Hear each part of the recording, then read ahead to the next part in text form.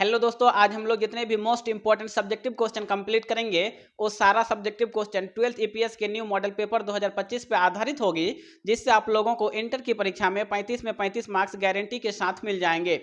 और आज हम लोग टोटल 20 सब्जेक्टिव क्वेश्चन कंप्लीट करेंगे। अगर आप लोग इस 20 सब्जेक्टिव क्वेश्चन को अच्छी तरीके से याद कर लेते हैं तो आप लोगों को ईपीएस में और सब्जेक्टिव क्वेश्चन पढ़ने की कोई ज़रूरत नहीं है। आपके एग्जाम में जो भी क्वेश्चन आएगा इस 20 के अंदर से ही आएगा, तो आप लोग आसानी से पूरा का पूरा सब्जेक्टिव क्वेश्चन बना के आओगे। तो चलिए आज की इस वीडियो को शुरू करते हैं और आप लोग आज की इस वीडियो को शुरू से अंत तक जरूर देखिएगा। तो पहला क्वेश्चन आप लोगों के सामने, अवसर के विभिन्न प्रकार क्या है?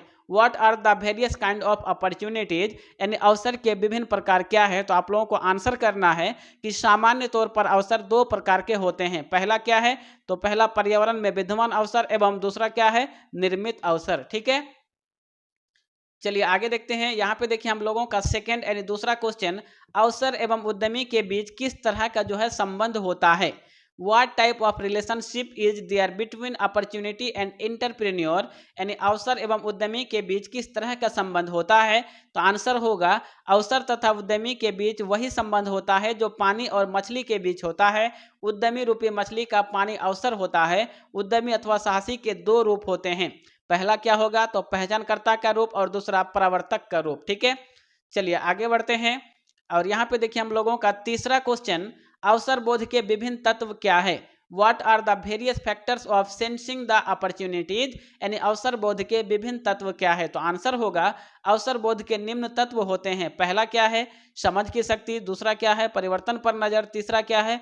तो प्रातियोगियों की जानकारी। चौथा क्या है? जानकारी का संग्रह एवं विश्लेषण। और पांचवा क्या है? तो नव प्रवर्तनीय गुण। आप लोग अच्छे से याद कर लीजिएगा। ठीक है, चलिए आगे देखते हैं। नेक्स्ट हम लोगों का देखिए यहाँ पे चौथा नंबर क्वेश्चन, उपक्रम के परिवर्तन से आप क्या समझते हैं? What do you understand by promotion of a venture, यानी उपक्रम के परिवर्तन से आप क्या समझते हैं? तो आंसर होगा परिवर्तन का आशय व्यावसायिक अवसरों की खोज करना, उसके पश्चात लाभ प्राप्त करने के उद्देश्य से पूंजी संपत्ति तथा प्रबंध योग्यता को एक व्यावसायिक संस्था में संगठित करना है। चलिए अगला क्वेश्चन देखते हैं। और यहाँ पे देखिए हम लोगों का 5 नंबर क्वेश्चन, व्यावसायिक अवसर को आप कैसे परिभाषित करेंगे? How will you define business opportunities, यानी व्यावसायिक अवसर को आप कैसे परिभाषित करेंगे? तो आंसर होगा व्यावसायिक अवसर को पर्याप्त प्रत्यय दर के संदर्भ में ऐसी आकर्षण परियोजना के रूप में परिभाषित किया जा सकता है जो उद्यमी को उस परियोजना विषय को साकार करने तथा विनियोग निर्णय हेतु अभिप्रेरित करती है। ठीक है ना, आगे देखिए हम लोगों का 6 नंबर क्वेश्चन, व्यावसायिक अवसरों की पहचान को प्रभावित करने वाले किन्हीं चार घटकों को बताएं। State any 4 factors affecting identification of business opportunities. तो आंसर होगा पहला क्या होगा? तो आंतरिक संसाधनों की उपलब्धता। सेकेंड यानी दूसरा आंतरिक मांग की मात्रा। तीसरा बाह्य सहायता एवं स्वरूप। और चौथा होगा औद्योगिक कच्चे माल की उपलब्धता। चलिए आगे बढ़ते हैं। और नेक्स्ट हम लोगों का देखिए यहाँ पे 7 नंबर क्वेश्चन, साहसिक अवसरों की अनुभूति क्या है?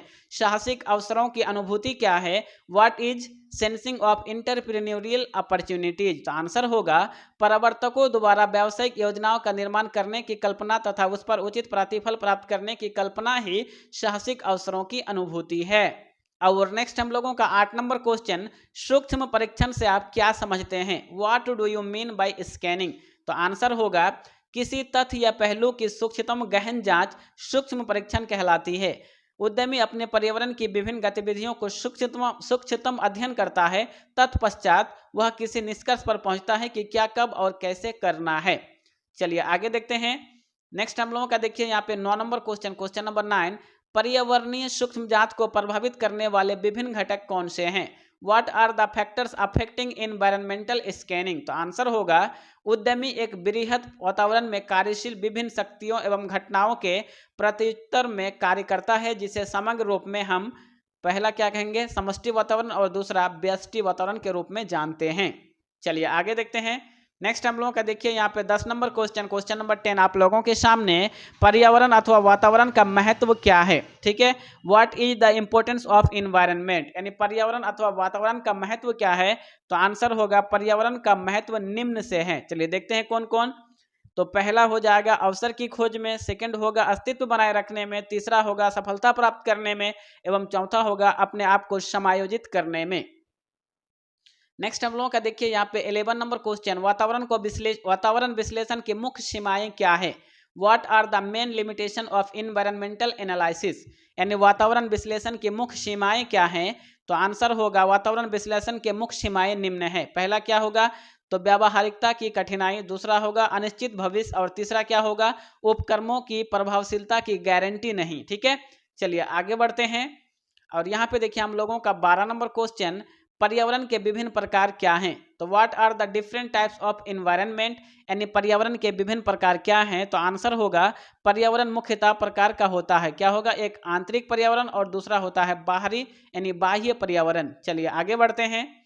और यहाँ पे देखिए हम लोगों का 13 नंबर क्वेश्चन, वातावरणीय परीक्षण एवं विश्लेषण क्यों? Why environmental scanning and analysis. तो आंसर होगा एक उद्यमी के लिए वातावरण का सतत अध्ययन एवं विश्लेषण आवश्यक होता है। बदलते हुए वातावरण का मूल्यांकन, पूर्वानुमान एवं उनके प्रभावों का निर्धारण करने के बाद ही उद्यमी सफलतापूर्वक अपनी व्यू रचना व नीतियों एवं योजनाओं का निर्माण कर सकता है तथा ठोस व्यू रचना का निर्णय ले सकता है। चलिए आगे देखते हैं। और यहाँ पे देखिए हम लोगों का 14 नंबर क्वेश्चन, विधिक पर्यावरण का अर्थ बताएं। Give the meaning of legal environment. ठीक है, तो आंसर होगा इसके अंतर्गत कर, रोजगार, विधि, एकाधिकार एवं पर्यावरण संवर्धन कानून इत्यादि को शामिल करते हैं। चलिए आगे बढ़ते हैं। और नेक्स्ट हम लोगों का देखिए यहाँ पे 15 यानी 15 नंबर क्वेश्चन, वातावरण का सूक्ष्म अध्ययन क्यों?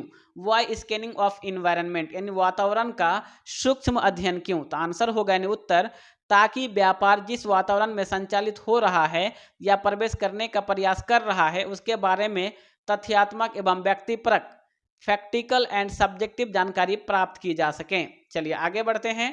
यहाँ पे देखिए हम लोगों का 16 यानी 16 नंबर क्वेश्चन, वातावरण का सूक्ष्म अध्ययन किस तरह की प्रक्रिया है? What type of activity of environment scanning, यानी वातावरण का सूक्ष्म अध्ययन किस तरह की प्रक्रिया है? तो आंसर होगा वातावरण का सूक्ष्म अध्ययन एक ऐसी प्रक्रिया है जिसमें जानकारी इकट्ठा करना तथा उसका विश्लेषण करना शामिल है। सामरिक एवं रणनीतिक दृष्टि से महत्वपूर्ण जानकारी एकत्रित करना भी इसके अध्ययन का अभिन्न अंग है। चलिए आगे बढ़ते हैं। और यहाँ पे देखिए हम लोगों का 17 यानी 17 नंबर क्वेश्चन, किस प्रकार सामाजिक वातावरण उद्यमिता को प्रभावित करता है? How social environment affect entrepreneurship, यानी किस प्रकार सामाजिक वातावरण उद्यमिता को प्रभावित करता है?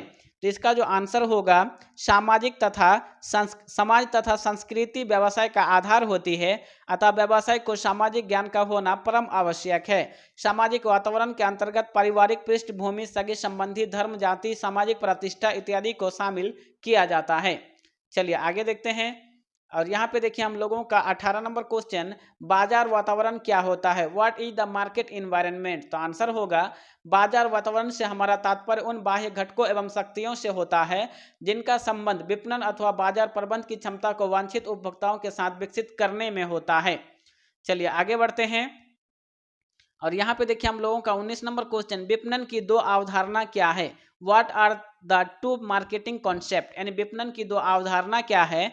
तो आंसर होगा विपणन की अवधारणा को निम्न दो भागों में बांटा जा सकता है।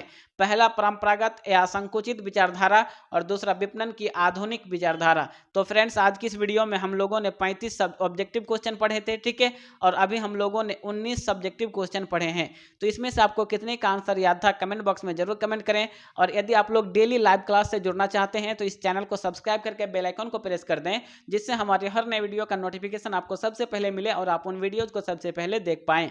तो फ्रेंड्स आज की इस वीडियो में ही तक, मिलते हैं कल के नेक्स्ट धमाकेदार वीडियो में। जय हिंद।